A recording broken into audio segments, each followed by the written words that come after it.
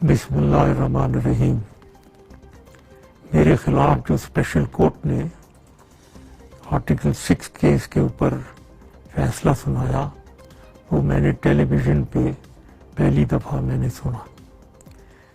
یہ فیصلے ایسے فیصلے کی پہلے کوئی مثال نہیں ملتی کہ نہ تو ڈیفینڈنٹ کو نہ اس کے وکیل کو اجازت ملی ہو کہ وہ اپنی دفاع میں بات کر سکے۔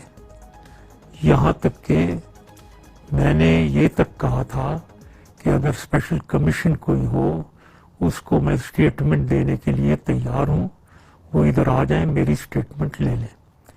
اس کو بھی نظر انداز کیا گیا۔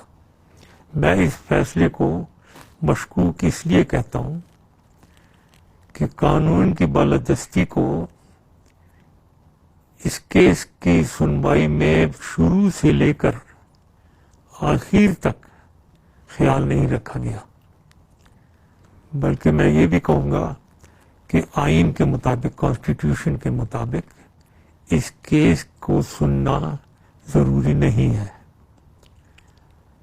لیکن یہ کیس صرف کچھ لوگوں کی میرے خلاف ذاتی عداوت کی وجہ سے اس کیس کو ٹیک اپ کیا گیا اور سنا گیا، اور یہ ایک فرد واحد کو ٹارگٹ کیا گیا، اور ان لوگوں نے ٹارگٹ کیا جو اونچے عہدوں پہ فائز ہیں اور اپنے عہدے کی غلط استعمال کرتے ہیں۔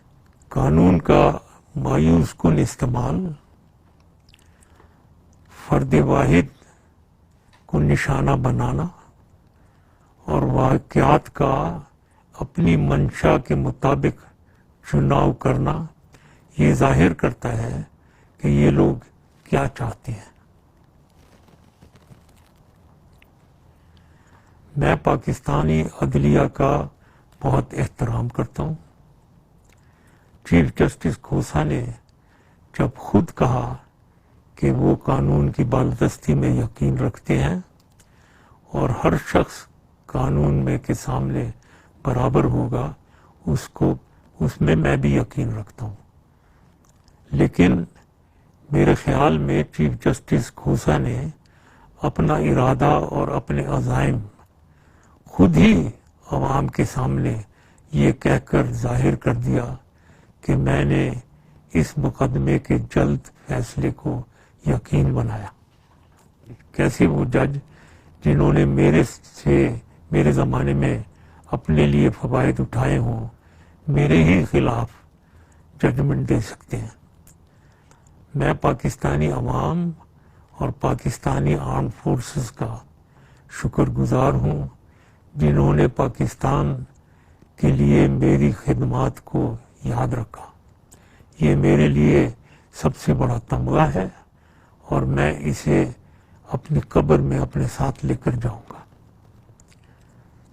میں اپنا اگلا لائے عمل اپنی قانونی ٹیم کے سے مشاورت کے بعد فیصلہ کروں گا، اور مجھے پاکستانی عدلیہ اور پر اعتماد ہے کہ وہ انصاف دیں گے اور قانون کی بالادستی کو مد نظر رکھیں گے۔